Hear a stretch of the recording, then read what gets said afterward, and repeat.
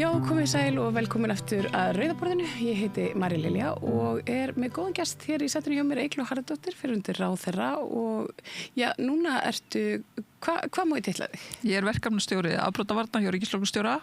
og síðan að því að við ætlum að tala hér aðgerðir hana gegn börnum, aðgerðir vegna ofbeldis meðal barna og gegn börnum, að þá ég líka formar aðgerðarhóps á vegum stjórnvalda, þessi 4 ráðuneyti standa að varðandi heildstæða aðgerðaáætlun. Þannig að þetta svona kannski svolítið langur inngangur, en það bara spurning hvað þú vilt velja. Já, sko, þú ert hingað komin til þess að ræða, meðal annars þessa stöðuskýrslu sem að koma út núna á dögunum, ofbeldi barna og svo ráðstefnu sem að verður haldin á morgun. Kannski byrjum á skýrslunni. Það svona ýmislegt sem að nokkuð svona jákvætt að virðist í þessari stöðuskýrslu. Það einhverjar breytingar. Það talað að vopnaburður í skólum hafi minnkað allavega á meðan 8. bekkja barna úr 3% í 1% bara á einu ári. Þetta hlýtur að teljast ótrúlegur árangur. Ég vil kannski vera frekar varkár af því að þessi aðgerðaáætlun til 2 ára. Og hún alltaf kom ekki að góðu. Þannig að árið 2024 þá voru 3 börn sem voru myrt og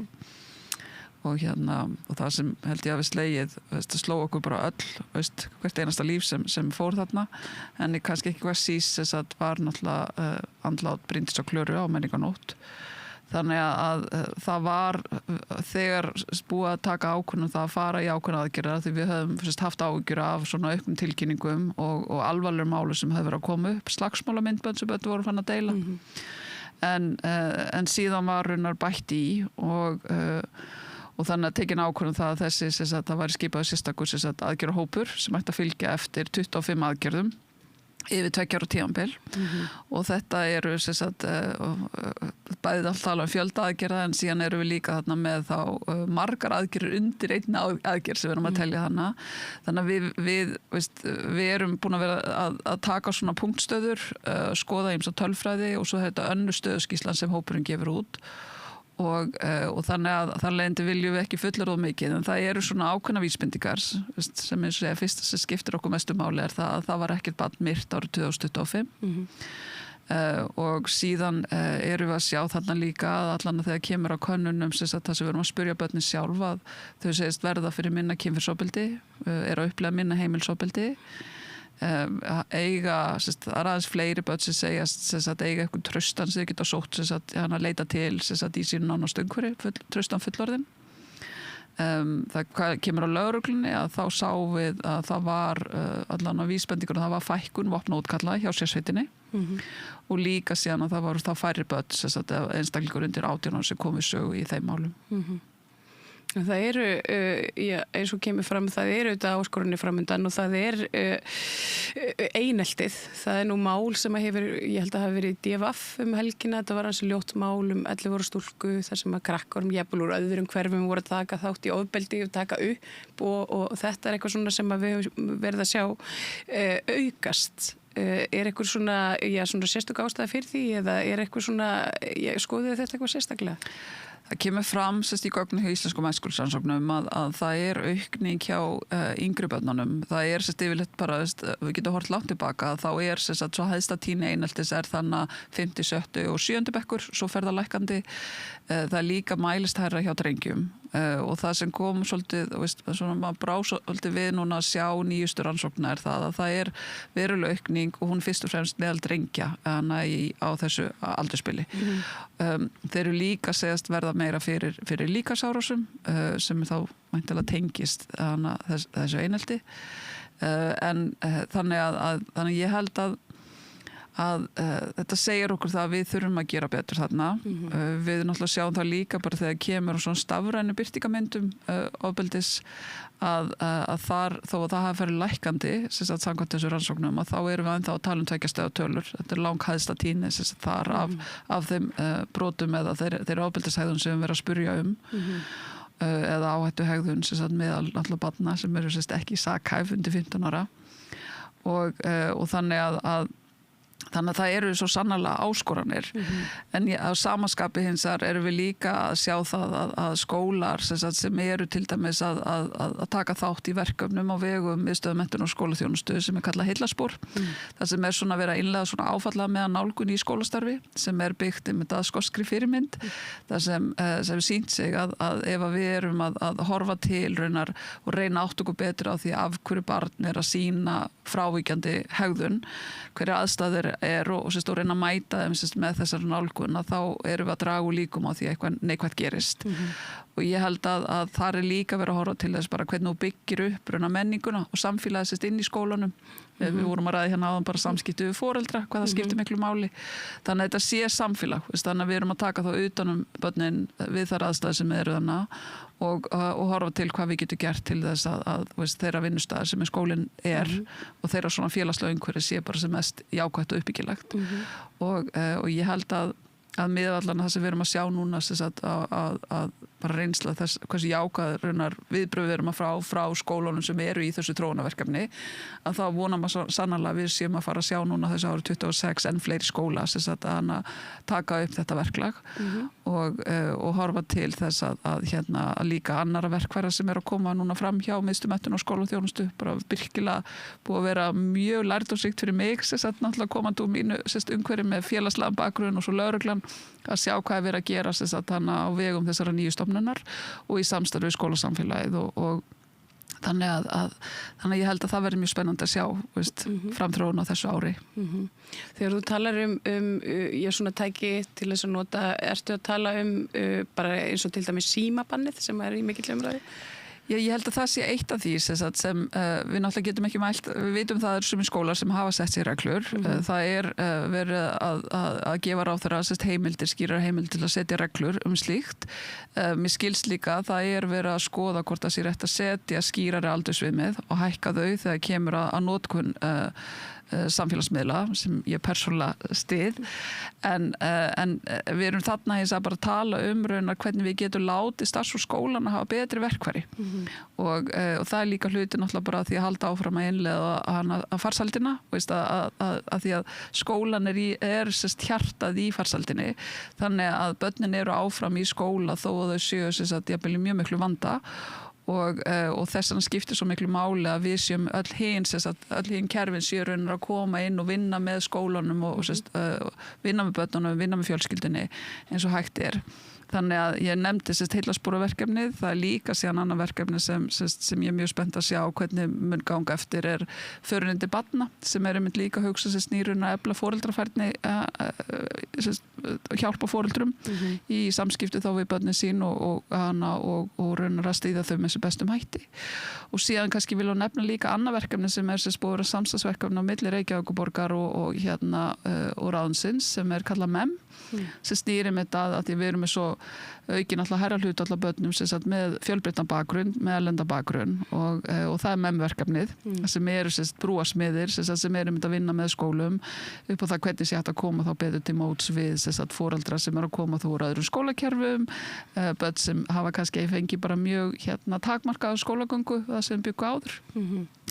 og þannig ég held að þetta sé eitthvað sem á eftir að skila okkur verulega langt áfram að. Nú verður ég að spyrja, eru til fjármunir í þetta? Ekki alltaf svona þannig að það forgangsröðin við erum þessar aðgerðir sem við erum með eru fjármagnaðar núna árið 26 þannig að þróa það sé mjög skýr áhersla hjá stjórnvöldum það að hagraða og ná hallalösu fjárlögum núna á næsta ári að þá eru þau ráðuneyti sem standa þessu að hafa verið að forgangsröða fjármagni í þetta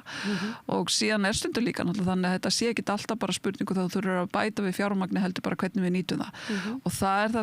það eru 4 ráðuneyti sem standa að stýruhópnum fyrir aðgerðaáætlunina þannig að það mennta- og barnamálaráðuneytið sem skipar hópinn, svo erum við dómsmálaráðuneytið, svo erum við líka með heilbrigðisráðuneytið og síðan innviðaráðuneytið sem skipað þennan stýruhópa ásamt mér og síðan erum við með fjöldan allar stofnunum sem koma síðan að aðgerðahópnum sjálfum og það sem kannski erfitt að fjalla í stöðuskýrslunni eða hvernig þú mælir það en bara það að þú ert komið með svona fjölbreyttan hóp að þá allt í einu, það opnast bara einhverjar leiðir stundum og við lærum meira um það hvað það sem aðrir að gera, hvað virkar, við erum kannski með verkefni sem við bara, býttu heyrðin, við erum með verkefni hér og svo annað verkefni hér og þau eru kannski svolítið sambarleg, þannig að kannski tengi þau bara saman og svo verða bara einhverju magna hlutir sem maður heyrir ekki af og bara allt í einu, erum við komið þangað. Þannig að það er það sem er líka, það er gegnugangandi gegnum allar þessar 25 aðgerðir áherslan á þverfaglega samvinnu. Þannig að það sé engin einn sem eigi að gera þetta. Og það er eins og bara að fá að nefna annað verkefni sem er risaverkefni sem er búin að vera í undirbúningi núna allt þetta ári er að það er verið að huga hefst núna bara held ég í næstu viku að þá er að vera að gera tilraun á því að skima að það er mikilvægt þáttur náttúrulega í lífi barns er heilsuvernd. Við erum með skólahjúkrunarfræðinga fyrir hvert skóla og þannig að huga því hvort það sé hægt að skima þá eftir vanlíðan eða ofbeldi og tryggja síðan þá að ef slíkt uppgötast því að ég held að margir foreldrar kannast alveg við það að barninu manns líður illa þá leitir að freka kannski til skólahjúkrunarfræðings en til kennara eða einhvers annars að það sé þá leiðir fyrir skólahjúkrunarfræðingar að vísa málum áfram og tryggja barninu þá þjónustu sem það þarf að halda og það stendur þá til að setja fót með Bryndísarhlíð við Landspítalann, það sem verður hægt að grípa þessar tilvísanir og halda utan það og þetta er síðan verkefni sem ég tel að sé einmitt svo mikilvægt að sé unnið síðan einmitt í mjög nánu samstarfi við mennta- og barnamálaráðuneytið, við barnaverndarkerfið og síðan líka að hafa í huga að þó að heilbrigðisþjónustan eða barnaverndar sé að sinna barni þá er barnið áfram í skóla og þannig að þú þarft þá að tryggja að skólanir séu þarna með í samstarfinu og svo ég gleymi nú ekki íþrótt- og æskulýðsstarfinu. Svona takes a village eins og sagt er. Það er í alvöru þannig. Það bara hugsa út í það, að bara að við búum eyju en við erum ekki eyland, hvert og eitt og það skiptir okkur bara svo miklu máli sem manneskjur að við finnum að við tilhörum og það er það sem ég finnst stundu kannski svona í tengslu með samfélagsmiðlana og þennan raða í nútíma samfélagi að við erum of duglega að bara loka okkur af erum fyrir fram að skjáin Nótum bílinn eins og úlpu svo ég tala stundum svona B&M og þau eru afsakað á bíkóvæðingu á görðum, byggjum við setjum við steipum fyrir utan hjá okkur og helluleggjum og svo byggjum við tregirðingar draugum fyrir gluggana og höldum að það hugsaðlega kannski auki öryggi okkar en svo sjáum við rannsóknir hins vegar að það er kannski jafnvel virkar í hina áttina að við töpum tengslum og við töpum samkennd og það held ég að skiptir svo rosalega miklu máli og að til þess að búa áfram í friðsælasta og öruggasta samfélagi lands heims sem Ísland er. Þú talar svona foreldrastuðning og ég held að það sé bara óhætt að fullyrða að foreldrar upplifa það. Ég veit að ég get talað fyrir sjálfa mig að ég upplifaði það þegar ég flutti hingað frá útlöndum með barnið mitt að ég var svolítið ein í heiminum. Það var einhvern veginn, það var lítið svona skipulagt starf í kringum foreldra, það var lítið tengslanett einhvern veginn á milli, það var kannski einhver sem að tók það á sig að stofna Facebook-grúpu en þar var nú yfirleitt bara eitthvað svona týndu vettlingur umræða og einhvern veginn, engin svona tengsl. Núna erum við þetta stækkandi fjölbreyttara samfélag og það eru ólíkir hópar sem að þurfa kannski svona, misjafna nálgun. Er þetta eitthvað sem þið hafa verið að skoða sérstaklega? Já, það eru allan að 2 aðgerðir sem ég vil nefna sem það sem kemur stuðningu frá mennta- og barnamálaráðuneytinu. Það er annars vegar bara starfsemi heimili og skóla og þau hafa verið að fylgja eftir verkefni sem heitir farsældarsáttmálinn þar sem þau hafa farið inn í skóla og þar sem árgangar eða bekkir eru að gera svona samninga sín á milli það bara varðandi samskipti sem sett á foreldra við skólan og við börn hvers annars og þannig að búa til samning það, sameiginlegan samning og síðan en kannski svo nefnir að stundum er þannig að þeir foreldrar sem mæta foreldrafundina sem eru að halda eru kannski til foreldrar sem við höfum kannski minnstar áhyggjur af, en ég held að það skiptir samt sem að við séum ekki að tala það niður heldur, það skiptir svo miklu máli því það eru þá þessi foreldrar sem mögulega geta þá teikt sig til annara, taka upp síman að bjóða fólki að vera með, við höfum jafnvel séð að foreldrar hafa verið að taka upp foreldraröld sem hérna á tímabilinu náttúrulega því við vorum ekki lengur fyrir að sjá börnin okkar leika úti en það kannski hluta því að breyta þessu að því að þessi kom þarna í gegnum það líka þessi tengs úr að tala á milli foreldrarna sjálfa þá þekkir foreldra hann að vina barna þeirna veist hverjir eru í bekknum og verðmæti sem felast í þessum félagslegum tengslum geta verið svo gífurlega mikilvæg og þá eins og að tala veist, að fólk sem hefur þá ekki sama bakgrunn að það sama að skiptir máli veist, að fá fólk inn í hópin og þannig að hver og einn líka upplifði það skiptir máli og geti síðan lagt eitthvað fram það líka síðan að hérna, við sáum það bara veist, hluti veist, bara af COVID aftur áhrifin að netinu og bara breyttri hegðun að þá var þannig að það var að grafa undir foreldrasamstarfinu. Þannig að þess vegna það að stuðningurum við heimili og skóla held ég að skipt mjög miklu máli og það annað verkefni síðan sem hefur líka fengið stuðningina undir áætlunum sem samanhópurinn sem hefur lagt sérstaklega áherslu á forvarnir vegna áfengis- og vímuefnavarna en að leggja upp með þessa vendandi þætti sem samvera fjölskyldunar og það felst ekki í því að þú ferð í sumarútilegu og þú ert í einu horninu að drekka með félögunum og svo einhver annars og börnin einhver staðar annar staðar heldur að þessi raunverulega fólk sé saman og sé að nýta tíman með jákvæðum hætti og það var eitt af því sem var lögð mjög mikil áhersla á frá samanhópnum það til dæmis bara þýða efni sitt yfir á fleiri tungumál eitthvað sem við mörg hver ólust upp við sem útvistatíminn að það sé lögbundin útvistatíminn fyrir börn og það ekkert endilega eitthvað sem fólk þekkir frá öðrum löndum og þá náttúrulega mjög mikilvægt að koma framfæri þeim upplýsingum og við líka síðan að því að eins og ég sagði, ég starfa náttúrulega sem verkefnastjóra afbrotavarna hjá ríkislögreglustjóra og eitt af þeim verkefnum sem lögreglan hvað stoltust af uppbygging á samfélagslöggæslunni og við höfum alveg fundið það að víða fólk sem kemur lengar frá að þá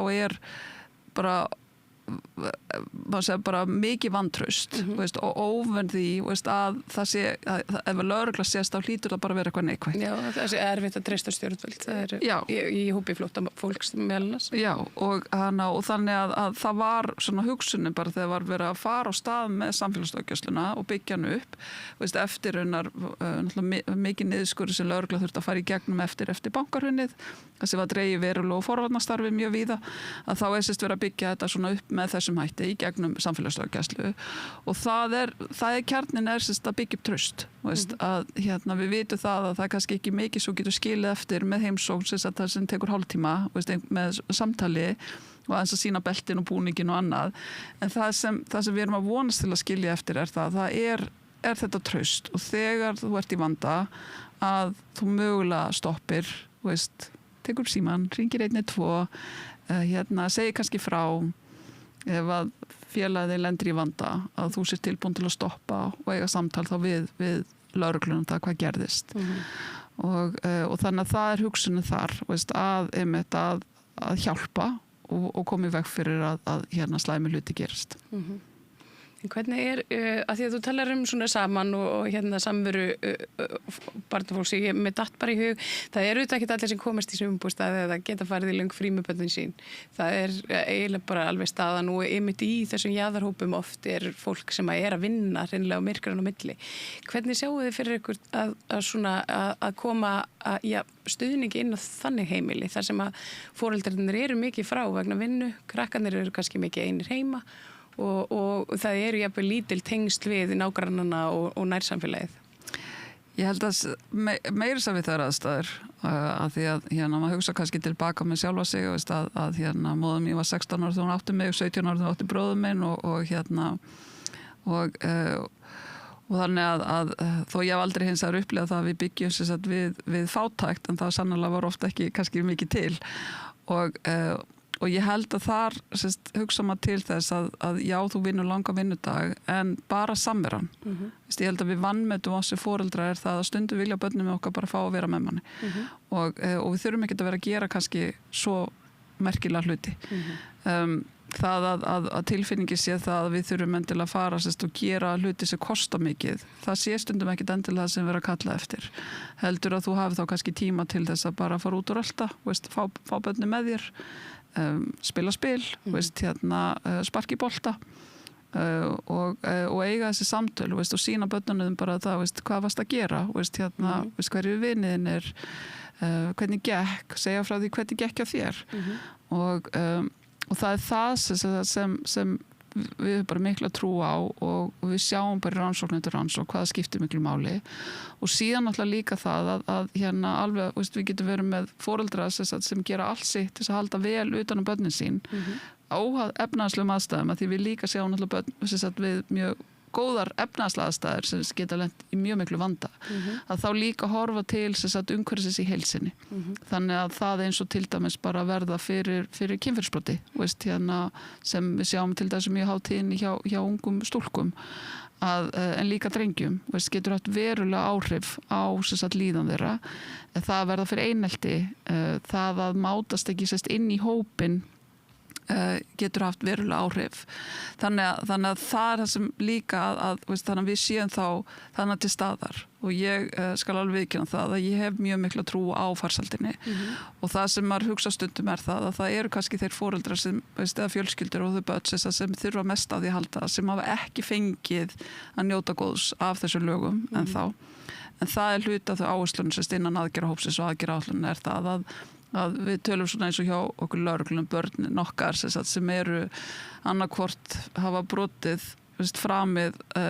gert eitthvað sem gæti mögulega hana eða voru hann fullorðin myndi varða við lög eða þá að eða eru þolendur slíks og þannig að hvernig getum við tekið saman og stutt þau og hjálpa þeim út úr þessum aðstæðum og til þess að koma í veg fyrir að við endum ekki á bræðilegum stað eins og við sáum það þegar við vorum 24 með börn sem höfðu framið gert hryllilega hluti og munu þurfa að lifa með því alla ævi. Já og svo það þetta sá hluti. Það þetta mjög mikilvægt að mæta þeim börnum með í ákveðni mildi líka. Það nefnilega aðgerðaáætlun snýr meðal og gegn börnum. Þannig að við erum að horfa bæði til börn sem eru þolendur og sem hafa síðan sýnt mjög krefjandi áhættuhegðun eða framið mjög alvarlegan verknað. Og þeir eru með ráðstefnu á morgun.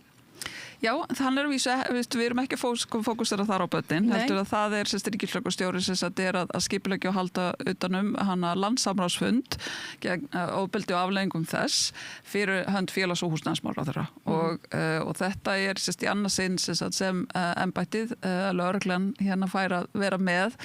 svona velferðarkerfinu í að skipuleggja ráðstefnu þegar kemur á ofbeldismálunum og þannig að þetta verður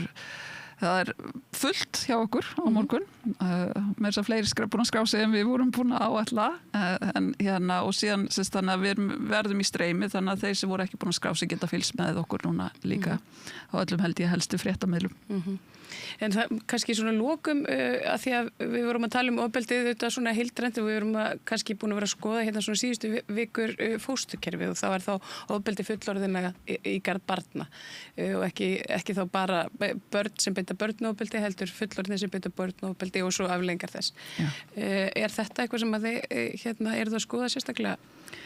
Fyrir með svona tilliti til þess að fósturúrræða og þess sem að við höfum kerfisins sem við bjóðum fólki upp á. Það eina aðgerðunum undir aðgerðaáætlunin eftirfylgni við framkvæmdaáætlun í barnavernd og þar endurskoðun á barnaverndarlögunum. Þannig að ráðherra hefur bara verið mjög skýr það að hún hyggst leggja til breytingar á barnaverndarlögunum. Við erum hins vegar á landssamráðsfundinum að því að þeir sem náttúrulega að stíga fram eru karlar sem voru drengir þegar þeir urðu fyrir áföllum og ofbeldi í æsku og þannig að það verður einmitt á einni vinnustofunni að þá munum við fjalla sérstaklega drengi og karla sem þolendur ofbeldis og þar verður annara lögmönnum bakkakostrengjana sem munum koma þar og tala fyrir hönd sína skjólstæðinga eða sína upplifun af því að hafa verið að aðstoða þá og við verðum líka þarna náttúrulega með fulltrúa þá stjórnvalda sem munur ræða hvað við þurfum að gera betur og þarna eru ábendingar því að ég held að við sáum það bara þjóðin í heild sinni var bara mjög slegin yfir þessum frásögnum. Þannig að annars er bara hvað er það sem við getum gert til þess að stöðva þennan ofbeldishring, að koma í veg fyrir að ofbeldið endurtaki sig, hvernig við getum tryggt að þolendur fái nauðsynlega aðstoð til þess að hérna takast á við áfallið. Og líka bara að fósturbönd hafi eitthvað svona neyðarheimil inn á fósturstofnunum sjálfum. Ég held að það sé bara mjög mikilvægt að fara yfir bara það verklega og það reglur sem snúa sér stað hérna, ekki bara að verðum að tala fóstur, heldur almennt bara hvað kröfur erum við að gera til þeirra sem er að veita þjónustu gagnvart mjög viðkvæmum hóp. Og ég held að það veri mikið framfaraskrif þegar Geðeftirlitsstofnun var sett á stofn. Ég held hins vegar að það þurfi að efla hana verulega, þannig að hún hafi bara fjármagn og starfsfólk til þess að sinna sínu hlutverki. En ég held að líka síðan að ég fann það alveg að þú myndir að stína á mína fortíð að þegar ég var sín tíma að heimsækja sveitafélögin sem bera ábyrgð á barnaverndarþjónustunni, bera ábyrgð á félagsþjónustunni, að hvað var svona pínu óþægilegt stundum að finna hvað var mismundi mikill áhugi á þessari þjónustu gagnvart í fólki sem í hvað viðkvæmustu stöðu í samfélaginu og þannig að ég held að það sé orðið löngu tímabært bært þó að hérna aftur að það sé mögulega tekið til endurskoðun á félagsþjónustulögin. Ég hefði viljað það, ég gerði ekki þannig að vonandi erum við að sjá ráðherra sem geta bætt þar úr hérna og gert miklu betur en hérna því að þetta er þá fólk sem við bara verðum að tryggja það að svo þjónusta sem við verum að veita sé eins góð og hún mögulega getur verið. Við munum hins að væntanlega aldrei koma í veg fyrir það að slæmi hluti gerast en við skulum allar reyna að gera betur en við erum að gera í dag. Takk fyrir þetta kærlega, Eygló Harðardóttir og gangi ykkur vel á morgun. Ég hlakka til að sjá hvað kemur út úr ráðstefnunni og að fylgjast áfram með þessari vinnu því að það er svo óbúslega gott og ég held mikilvægt líka að fá góðar fréttir af börnunum okkar. Við fáum svolítið mikið af vondum fréttum hérna líðan barna í samfélaginu en þetta er allavega, þetta lítur ágætlega út. Ég vil kannski líka þá bara að fá lokum að segja það að sem betur fyrir sjá það í gögnum okkar að